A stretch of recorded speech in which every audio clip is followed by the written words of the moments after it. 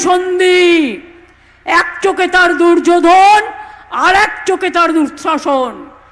শুধু আমার একটাই অনুরোধ, বর্ডার এরিয়ায় যেখানে বিএসএফ আছে ওদের ধারে কাছে যাবেন না। এখানে একজন স্বরাষ্ট্রমন্ত্রী আছেন, তিনি করতে পারেন না এমন কোনো কাজ নেই। তার দু চোখ দেখলেই মনে হয় ভয়ঙ্কর দুর্যোগের বার্তা, দুরভিসন্ধি, এক চোখে তার দুর্যোধন আর এক চোখে তার দুঃশাসন। তিনি বলে দেয় এদের সব বাংলাদেশি বলে বাদ দিয়ে দাও, এদের রোহিঙ্গা বলে বাদ দিয়ে দাও। দিদি মনে হয় আগেই আজ পেয়ে গেছিলেন, তাই আপনাদেরকে মোটামুটি বুঝিয়ে দিলেন যে অমিত শাহ তিনি কেমন, তার ব্যক্তিত্ব কি, তিনি কতটা ভয়ঙ্কর হতে পারেন। যেদিন এই ডায়লগটি দিচ্ছেন সেই দিন আমি ভাবতে পারিনি যে সত্যি অমিত শাহ এতটা ভয়ঙ্কর হতে পারেন, কারণ এমন পদক্ষেপ বর্ডারকে সিকিউর করার জন্য নিতে চলেছেন দেশের স্বরাষ্ট্রমন্ত্রী তথা অমিত শাহ, তা আপনারা হয়তো স্বপ্নতেও ভাবেননি। দ্য হিন্দু আর্টিকেলে ছাপা হয়ে গেছে, অলরেডি জানানো হয়েছে যে এটাকে নিয়ে বিএসএফ এর অভ্যন্তরীণ নির্দেশিকা জারি হয়ে গেছে যে প্রাকৃতিকভাবে বর্ডারকে সিকিউর করব। এখন কোয়েশ্চেন হচ্ছে, আপনারা ভাবেন যে এবার কি টেকনোলজি শুনেছি, ড্রোন শুনেছি, ক্যামেরা শুনেছি, সেন্সর শুনেছি, এ প্রাকৃতিকভাবে বর্ডারকে কি করে সিকিউর করবে? ভাই, যে বর্ডারে 4095 কিলোমিটার সীমান্তের মধ্যে 175 কিলোমিটার শুধু নদী, জলা জমি, যে জায়গায় আপনারা কাটা তার পর্যন্ত দিতে পারবেন না, যে জায়গায় নদী থাকার জন্য ঠিকঠাক বেড়া দেওয়া যায় না, তো সেই জায়গায় প্রাকৃতিক কারণে কি করে সিকিউর করে দেবেন ভাই? ওই তো মমতা ব্যানার্জি বললেন তো, দুর্যোধন, দুঃশাসন, দুরভিসন্ধি, এমনই সিদ্ধান্ত নিয়েছেন দেশের স্বরাষ্ট্রমন্ত্রী অমিত শাহ। নির্দেশিকায় জারি করেছেন যে এইবার প্রোটেকশনের জন্য নদী এলাকা যেগুলি রয়েছে, যেগুলি জলাভূমি রয়েছে, সেখানে কুমির এবং বিষধর সাপকে ছেড়ে দেওয়া হবে। এই বিষয় নিয়ে আলোচনা চলছে যে একমাত্র উপায় হচ্ছে ঘুষপেটি, অর্থাৎ যারা এদেশের নয় অথচ এই দেশে ঢোকার জন্য ইলিগাল পথ ব্যবহার করে থাকে এবং ভারতে অনুপ্রবেশ করে, তো তাদের আটকাতে এবার প্রাকৃতিক সাহায্য নেওয়া হবে, অর্থাৎ প্রচুর কুমির এবং বিষাক্ত সাপ ছেড়ে দেওয়া হবে সেই সমস্ত এরিয়াতে, সেই 175 কিলোমিটার এরিয়াতে যেখানে এই চোরা চালান আর অন্যান্য বেআইনি কাজকে আটকানো যায় না। কি করে? গরু পাচার করে, তো ভেলাতে বেঁধে দিয়ে গরু ঠেলে দেয়, চলে যাচ্ছে গরু এপার থেকে ওপার।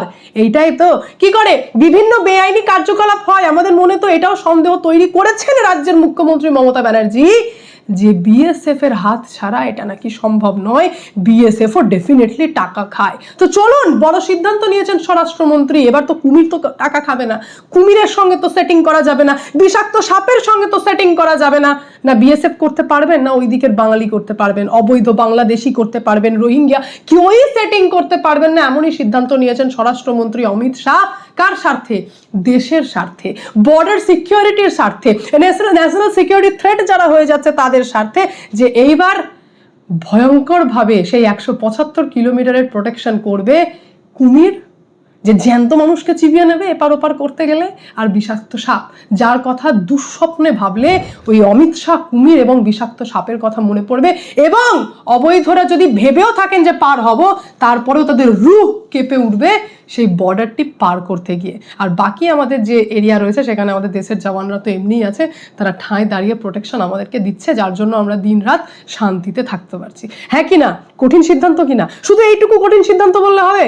আপনাদের আইডিয়া নেই যে আর কত বড় সিদ্ধান্ত নিয়েছেন ভারতীয় সরকার, এমন সরকার যে সরকারকে নিয়ে আমি ক্রিটিসাইজ কি করে করব।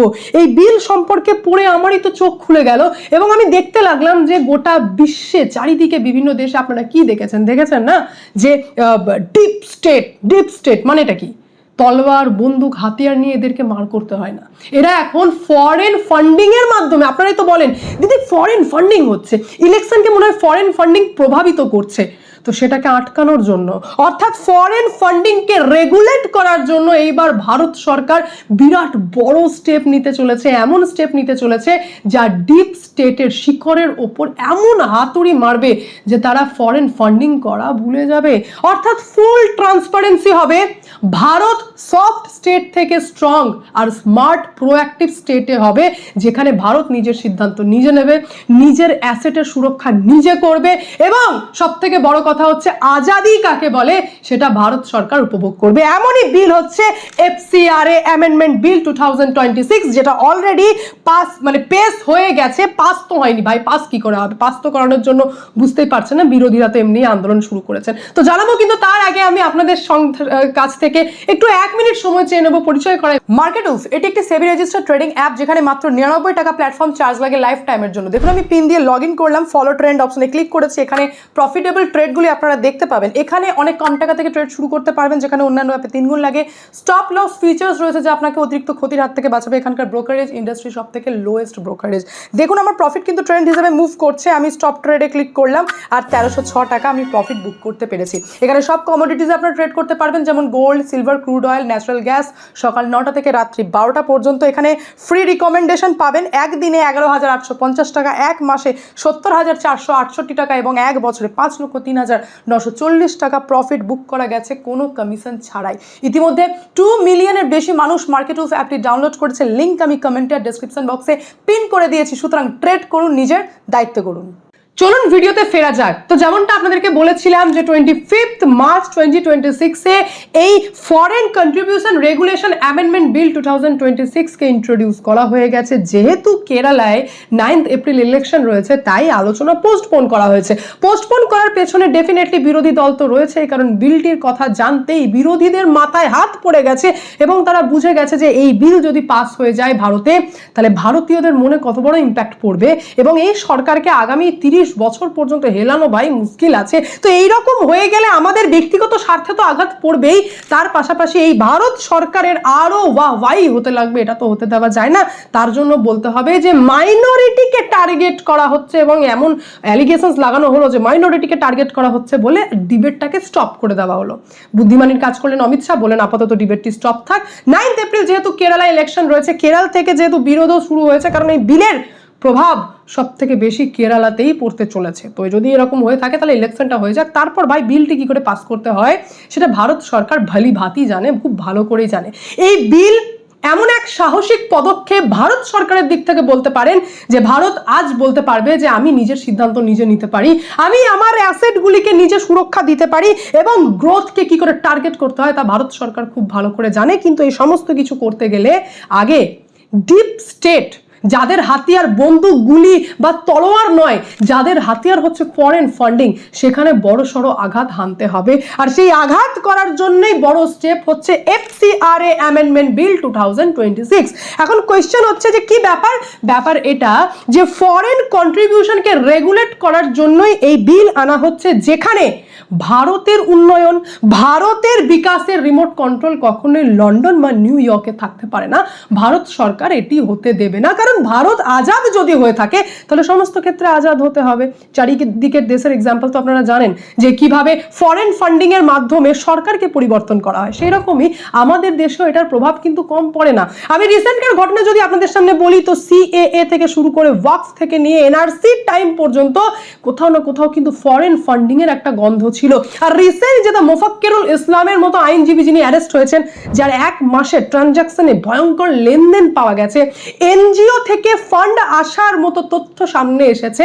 তো সেখান থেকে বোঝা যায় যে ফরেন ফান্ডিং এ এবং ভারতের মতো দেশের ওপর ন্যারেটিভ চাপিয়ে দেওয়ার জন্য এই এনজিও গুলির ভূমিকা কতটা বড়।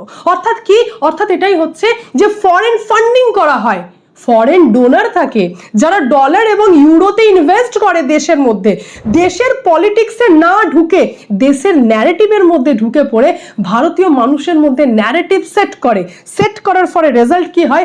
রেজাল্ট এটাই হয় যে বেশ কিছু সংখ্যক মানুষ রাস্তায় বসে হিউম্যান রাইটসের নামে আন্দোলন করা শুরু করে, প্রোটেস্ট করা শুরু করে, যার জন্য ভারত সরকার যখন গ্রোথকে টার্গেট করে, ধরুন নিউক্লিয়ার প্লান্ট হতে পারে, হাইওয়ে হতে পারে, কোনো বড়সড় এনার্জি প্রজেক্ট হতে পারে, তখন হঠাৎ করে পরিবেশ সুরক্ষা এবং হিউম্যান রাইটসের সমস্ত দায়ভার কেমন যেন ভারত সরকারের মাথার উপর চাপিয়ে দেওয়া হয় এবং ভারতীয়দের মাইন্ডের ওপরও ইম্প্যাক্ট ফেলতে শুরু করা হয়। এটাকেই বলা হচ্ছে জবরদখল, জোর জবরদস্তি করে ভারতীয় মানুষের ওপর ন্যারেটিভ চাপিয়ে দেওয়া। এরই সব থেকে বড় কাজ করে থাকে ফরেন ফান্ডিং, যাকে কন্ট্রোল করার জন্য বড় সড়ো স্টেপ নিতে চলেছেন ভারত সরকার। প্রুভেন রয়েছে, এটা আমি গল্প দিচ্ছি না আপনাদেরকে, বড় প্রুফ রয়েছে।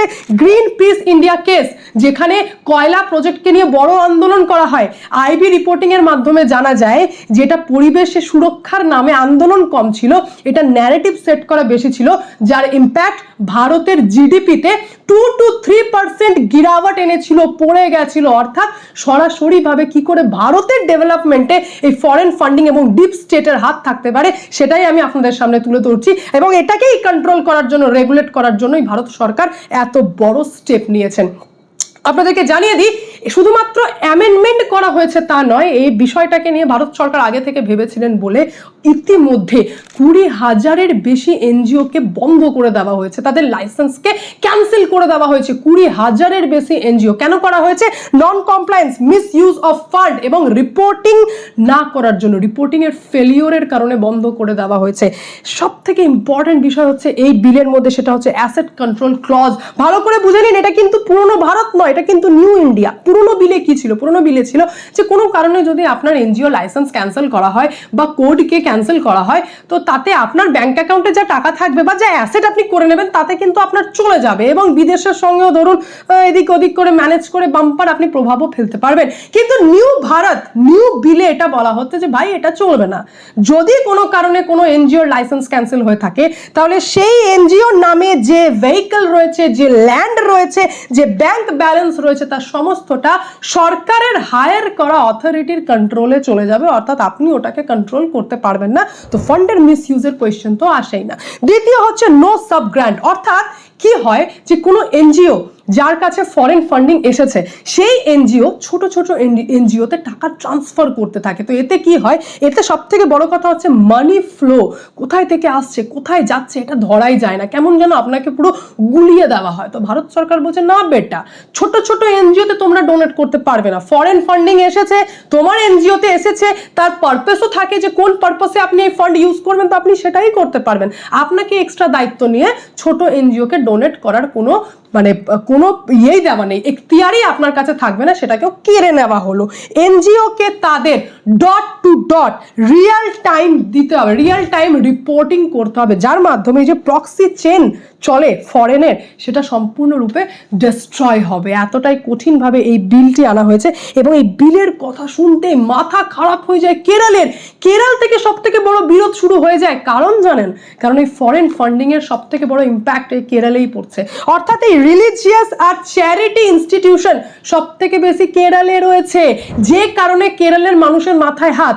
আমরা আপনারা কোয়েশ্চেন এটা করব, যখন এনজিওর কাছে টাকা আসছে, এটার মাধ্যমে কি ট্রান্সপারেন্সি বজায় রাখতে চাইছেন ভারত সরকার?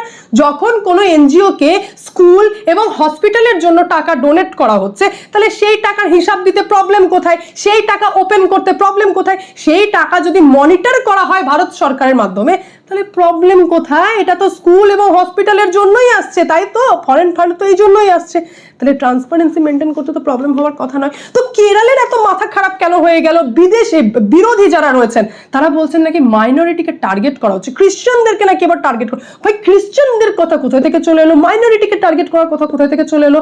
আমার দেশ যদি নিজের সুরক্ষার জন্য তার সিদ্ধান্ত নিতে চায়, অন্য দেশ থেকে টাকা পাঠানো হচ্ছে, সেটা দেখার পুরো সম্পূর্ণ রাইট ভারত সরকারের রয়েছে, আমার দেশের রয়েছে। সেখানে মাইনরিটি টার্গেট কোথা থেকে এলো? রিয়েল গ্রাউন্ড কি জানেন? রিয়েল গ্রাউন্ড রিপোর্ট হচ্ছে এইটা, যে ফরেন ফান্ডিং এর মাধ্যমে ডেমোগ্রাফি চেঞ্জ থেকে শুরু করে রিলিজিয়াস কনভার্সন, এই সমস্ত কিছু হয়ে থাকে। আমি যদি বলে থাকি যে ভারতেই প্রথম করছে এরকম কাজ, তা নয়। ইউএসএ তে অলরেডি FAR ল রয়েছে, যেখানে অন্য দেশ থেকে যদি এরকম কোনো ফান্ডিং হয়ে থাকে, তাহলে সেটাকে ফরেন এজেন্ট বলে ঘোষণা করে তার বিরুদ্ধে করা থেকে করা স্টেপ নেওয়া হয়। রাশিয়া, চায়নাতে এটাকে ন্যাশনাল সিকিউরিটি থ্রেট হিসেবে দেখা হয় এবং স্ট্রিক্টলি ব্যান রয়েছে।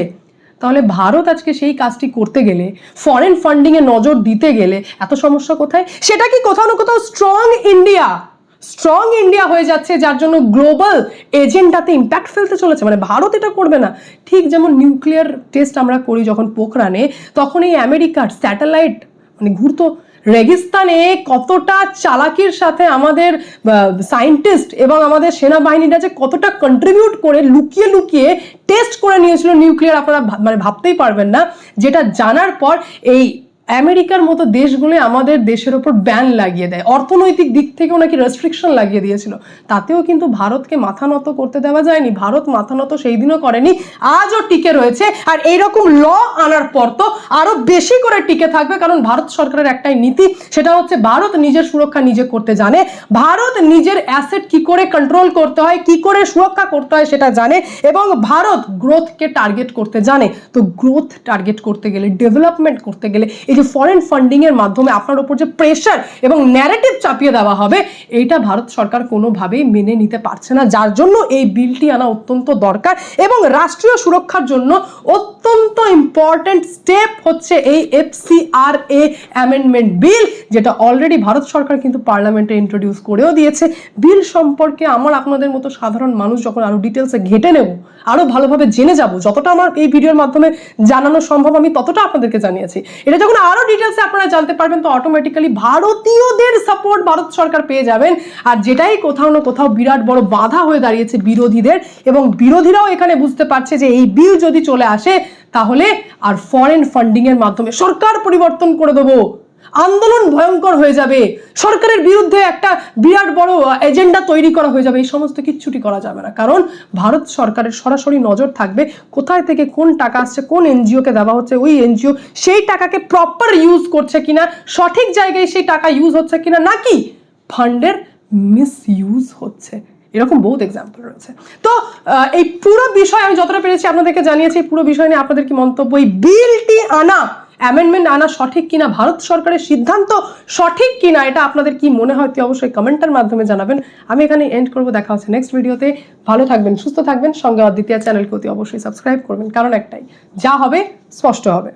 ইতিমধ্যে মার্কেটউস অ্যাপটি 2 মিলিয়নের বেশি মানুষ ডাউনলোড করে ফেলেছে। লিংক আমি কমেন্টে এবং ডেসক্রিপশন বক্সে পিন করে দিয়েছি, সুতরাং ট্রেড করুন, নিজের দায়িত্ব করুন।